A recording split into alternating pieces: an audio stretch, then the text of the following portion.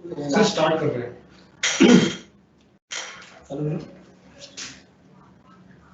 Start करो sir. Okay. नमस्ते sir. नमस्ते। आज कोविड-19 बीमारी के गाइडलाइन के बारे में जनता की तरफ से बताए जा रहे प्रश्नों के उत्तर देने हमारे बीच associate professor doctor Laxman Jaisani, consultant infection disease, Apollo hospital, Navi Mumbai, आपका हार्दिक स्वागत सर।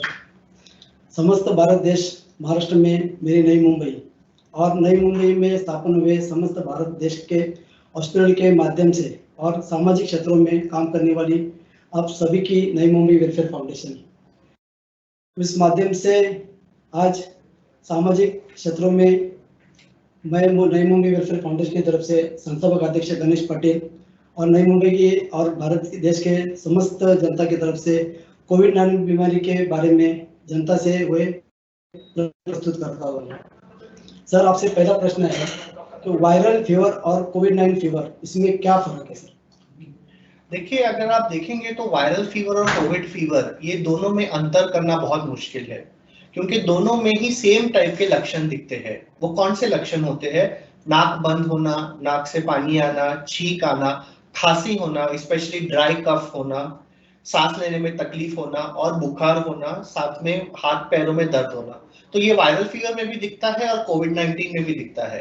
तो इन दोनों में अंतर करना बहुत अलग मुश्किल है। कोविड-19 में कुछ और भी ऐसे लक्षण हैं जो वायरल फीवर में नहीं दिखते हैं, जैसे loss of taste and loss of smell. मतलब आपका स्वाद मिट जाएगा, आपको सांस लेंगे तब आपको वो स्मेल नहीं आएगा। ये ज्यादातर कोविड-19 में दिखता है, वायरल फीवर में नहीं। बट अगर आप ओवरऑल बोलेंगे तो दोनों सिम्टम्स में बहुत ओवरलैप है और दोनों को सिर्फ क्लिनिकल बेसिस पे इसको अलग अलग डिस्टिंग्विश करना बहुत मुश्किल है। ठीक है सर। और दूसरा क्वेश्चन आपसे सर, कोविड-19 बीमारी का फैलाव कैसे होता है और इसमें एज फैक्टर क्या है? हाँ। जो ग्राउंड लेवल से टॉप लेवल तक 65 या 50? करेक्ट। तो ये कोविड-19 बेसिकली रेस्पिरेटरी ड्रॉपलेट से फैलता है। इसका मतलब है कि अगर मैंने खांसी की, छींक की, तो मेरे मुंह से जो रेस्पिरेटरी ड्रॉपलेट्स निकलते हैं वो 1 मीटर के डिस्टेंस तक फैल जाते हैं। सो कोई इंसान को अगर कोविड है और उसने खांसी किया, छींक किया, तो ये ड्रॉपलेट्स हवा में आ जाते हैं और 1 मीटर डिस्टेंस पे कोई भी इंसान रहेगा उसके कांटेक्ट में आएगा। तो ये रेस्पिरेटरी ड्रॉपलेट्स आइदर सांस से जाता है या टच से फैलता है। तो इस तरह से एक इंसान से दूसरे इंसान में कोविड-19 फैल सकता है, जिसको हम ड्रॉपलेट इन्फेक्शन बोलते हैं। और एज का इसमें बहुत ज्यादा रोल है, क्योंकि हमने देखा है जिनका age 55 to 65 and plus above है, उनमें इम्यूनिटी कम होता है और उनमें ये कोविड-19 बीमारी ज्यादातर के होता है। ज्यादा भी होता है इनमें बीमारी, और जो टाइप ऑफ बीमारी होता है वो ज्यादा सीवियर, ज्यादा कठिन बीमारी होता है। तो हमने ये देखा है कि एकदम छोटे बच्चों में और एकदम बुजुर्ग में ये बीमारी ज्यादा कठिन होता है, ज्यादा सीवियर होता है और उसका इलाज करना भी ज्यादा मुश्किल होता है। सर, आपसे तीसरा प्रश्न है, कोविड-19 कैसे जांची जाती है और उसका डिटेक्ट होने पर अपने शरीर में उसकी साइकिल कैसे स्टार्ट होती है? तो पहले मैं इस साइकिल से शुरू करता हूं। तो देखिए, अगर कोई इंसान जो उसको कोविड है उसने खांसी या छींक किया, वो हवा में वो रेस्पिरेटरी ड्रॉपलेट्स जाता है। तो जब वो इंसान वही 1 मीटर के डिस्टेंस में जब ये रेस्पिरेटरी ड्रॉपलेट्स उसके चेस्ट में जाता है तो उसके फेफड़ों में जाके उसको अफेक्ट करता है। फेफड़ों में जाके वो वायरस मल्टीप्लाई करता है और ज्यादा नंबर होता है और फिर इंसान को बुखार आने लगता है, खांसी आने लगता है, सांस लेने में तकलीफ होती है। अगर कोविड-19 बहुत ज्यादा सीवियर रहा तो वो जाके निमोनिया कॉज कर सकता है और निमोनिया होने के बाद वो ARDS, इसको एक्यूट रेस्पिरेटरी डिस्ट्रेस सिंड्रोम, वो जाके हो जाता है, जिसका इलाज करना बहुत बहुत मुश्किल होता है। चौथा क्वेश्चन आपसे, अपने घर पे किसी को इसकी सिम्टम देखने पर आप क्या स्टेप लेनी चाहिए? तो देखिए, अगर आपके घर में किसी भी इंसान को बुखार है, सर्दी, खांसी, ऐसी सब सिम्टम्स होते हैं तो आपको ज्यादा देर डिले करना नहीं चाहिए। अगर सिम्टम्स बहुत कम है, बहुत माइल्ड है, तो वो इंसान को अपने आप को थोड़ा सा आइसोलेट करना चाहिए, लोगों से घुल मिलना नहीं चाहिए, घर के बाहर नहीं जाना चाहिए, घर में एक मास्क पहन के बैठना चाहिए। बट अगर ये सिम्टम्स ज्यादा बढ़ रहा है तो ज्यादा होने के कारण फिर उसको एक डॉक्टर को दिखा के उसका टेस्टिंग करना चाहिए। और जैसे आपने पहले क्वेश्चन में पूछा था कौन से टाइप का टेस्टिंग होता है, तो बेसिकली 2 टाइप का टेस्टिंग होता है। एक होता है nasopharyngeal and oral throat swab, जिसमें एक स्टिक लेके थ्रोट से हम वो सिक्रीशंस लेते हैं और उसका RT-PCR मेथड से उसका डिटेक्ट करते हैं। तो वो एक प्रकार का टेस्टिंग है जो बहुत कॉमन है और वही आजकल से सरकार कर रही है। दूसरा एक टाइप का टेस्टिंग है जो ब्लड में एंटीबॉडी डिटेक्ट करता है, बट वो काफी लेट प्रेजेंट होता है, तो इसलिए वो टेस्टिंग करना ज्यादा जरूरी नहीं है और उसके किट्स के लेके भी कुछ क्वेश्चन मार्क उठे हुए हैं। तो मोस्ट इंपॉर्टेंट थिंग है कि अगर कोई इंसान को ऐसे सर्दी खांसी हो रहा है, बुखार आ रहा है बट वो कम नहीं हो रहा है, तो तुरंत डॉक्टर के पास जाइए और डॉक्टर से जाके ये थ्रोट स्वैब करा के RT-PCR का टेस्ट करा लीजिए फॉर कोविड-19। नॉर्मल पेशेंट और सीरियस पेशेंट में क्या ट्रीटमेंट होती है? तो देखिए, नॉर्मल पेशेंट जिसको कोविड-19 है उसको कुछ खास ट्रीटमेंट नहीं है, उनका ट्रीटमेंट मेनली सपोर्टिव है। इसका मतलब है उसको अलग कीजिए, आइसोलेट कीजिए, मास्क पहनाइए, रेस्ट कराइए, वार्म लिक्विड्स दीजिए and just make it comfortable. But अगर वो बीमारी सीवियर होता है तो सीवियर होने पे उसको सांस लेने में तकलीफ होगी, निमोनिया होगा, एक्यूट रेस्पिरेटरी डिस्ट्रेस सिंड्रोम होगा। ऐसे पेशेंट को हॉस्पिटल में जाना चाहिए। हॉस्पिटल में वो आईसीयू में भर्ती होंगे और आईसीयू में शायद उनकी सांस लेने में तकलीफ अगर ज्यादा हो तो उसको इंट्यूबेट करके वेंटिलेटर पे भी लगा देंगे। कुछ दवाइयां हैं जो यूज की गई है, जैसे लोपिनाविर, रेमडेसिविर और एजिथ्रोमाइसिन और हाइड्रोक्सीक्लोरोक्विन। ऐसे कुछ दवाइयां अवेलेबल है जो कोविड-19 पे काम करती है, बट ये सिर्फ ज्यादा सीवियर पेशेंट को ही ये देते हैं, माइल्ड पेशेंट्स को ये दवाई नहीं देते हैं। ओके सर, जब कोविड-19 पेशेंट डिटेक्ट होता है और उसको प्राइवेट हॉस्पिटल में जाना हो तो प्राइवेट हॉस्पिटल ट्रीटमेंट और पालिका जो गवर्नमेंट के ट्रीटमेंट है उसमें क्या फर्क है? तो देखिए, जहां तक नवी मुंबई का कंसर्न है, नवी मुंबई में कोई भी प्राइवेट हॉस्पिटल को ऐसा कोविड का सेंटर नहीं डिक्लेयर किया है। कोई कोविड केयर सेंटर बोल के एक दो प्राइवेट हॉस्पिटल जैसे फोर्टिस और रिलायंस को बोला गया है, बट जो मेन सेंटर है कोविड का वो महानगर पालिका ने ही रखा है, जैसे पनवेल में रखा है और एक एनएमएमसी हॉस्पिटल वाशी में। प्राइवेट हॉस्पिटल में अभी तक एनएमएमसी ने इतना बताया नहीं है कि कोविड पेशेंट को भर्ती करना चाहिए। ट्रीटमेंट में जरूर अंतर होता है प्राइवेट में और गवर्नमेंट में, बट महानगर पालिका अच्छा इंतजाम किया है, अच्छा ट्रीटमेंट दे रही है, तो मुझे नहीं लगता है कि इतना प्राइवेट और गवर्नमेंट में इतना फर्क ज्यादा होना चाहिए। But as such government Maharashtra जो महानगर पालिका है वो कह रही है कि ऐसे कोविड पेशेंट्स को ज्यादातर गवर्नमेंट हॉस्पिटल में ही रखना है, प्राइवेट हॉस्पिटल में रखना नहीं है। ठीक है सर, जो पेशेंट रिकवर होता है उसे फिर से कोविड-19 हो सकता है क्या? हाँ, तो कुछ केस रिपोर्ट्स आए हैं जिसमें एक बार एक पेशेंट को कोविड-19 हुआ है और दूसरी बार भी हुआ है, बट ऐसे बहुत कम केस रिपोर्ट्स आए हैं। ओवरऑल अगर आप बात करें तो यूजुअली अगर आपको एक बार कोविड हो जाए तो दूसरी बार होने की संभावना बहुत कम है, बट इम्पॉसिबल नहीं है। तो दूसरी बार भी आपको एक कोविड-19 हो सकता है, इसलिए ये जरूरी है कि अगर एक बार आप रिकवर हुए हैं तो आप ये प्रिवेंटिव मेजर्स ले, जैसे अपने नाक को मास्क से ढके, 1 मीटर का डिस्टेंस मेंटेन करें, रेगुलरली हैंड वॉशिंग करें, जब जरूरत नहीं है तो हाथ को, फेस वगैरह को टच मत कीजिए और रेगुलर हैंड वॉशिंग कीजिए। ठीक है सर, कोविड-19 प्राणियों से भी होता है क्या? देखिए, कोविड-19 कहां से शुरू हुआ है इसका रिसर्च अभी भी चालू है।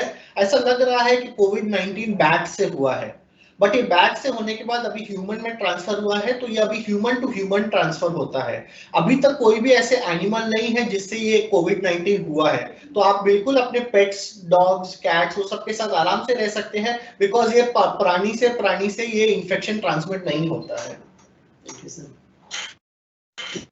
सरकारी यंत्रणा में जैसे पुलिस, सफाई कामगार, ये तो ही है, मगर आप डॉक्टर का मुख्य रोल है जो अभी भगवान के सरिया आपका जो रोल चल रहा है, उसमें आपको जब फेस टू फेस होता है पेशेंट के साथ तो आपको कैसा फील होता है और आप कौन सा प्रिकॉशन लेते हैं? करेक्ट, तो जैसे आपने कहा सबसे ज्यादा रिस्क उन लोगों को होता है जो ये कोविड-19 पेशेंट्स को डील करते हैं, सो पुलिस, कामगार और ज्यादातर डॉक्टर्स, क्योंकि हम ये कोविड-19 पेशेंट्स को देखते हैं तो हमें भी ये होने का बहुत रिस्क रहता है। तो हम क्या करते हैं, infection prevention control measures use करते हैं, जैसे हम मास्क पहनते हैं, थोड़ा डिस्टेंस मेंटेन करते हैं, रेगुलर हैंड वॉश करते हैं। अगर आप ऐसे सब चीजें करेंगे तो कोविड-19 होने की संभावना बहुत कम होती है। बट ये बात सही है कि रिस्क हमेशा बना रहता है, बट अगर हम ये मेजर्स को यूज करें तो रिस्क को हम कम से कम रख सकते हैं। सर, अभी ऐसा है ना सर, क्या अभी जो भारत देश में, वर्ल्ड में जो चल रहा है वो हिसाब से ये कब तक चलेगा? इसका कुछ निदान या कुछ उसका लस या कुछ आने वाली है क्या? सो इसका निदान तभी होगा जब लोगों में इस वायरस का इम्यूनिटी बढ़ जाएगा, क्योंकि ये नोवल कोरोना वायरस है, नया वायरस है, इसलिए इस इंसानों में इसका नेचुरल इम्यूनिटी नहीं है। जब इसका इम्यूनिटी बढ़ जाएगा तभी ही ये कोविड के केसेस कम होने लगेंगे।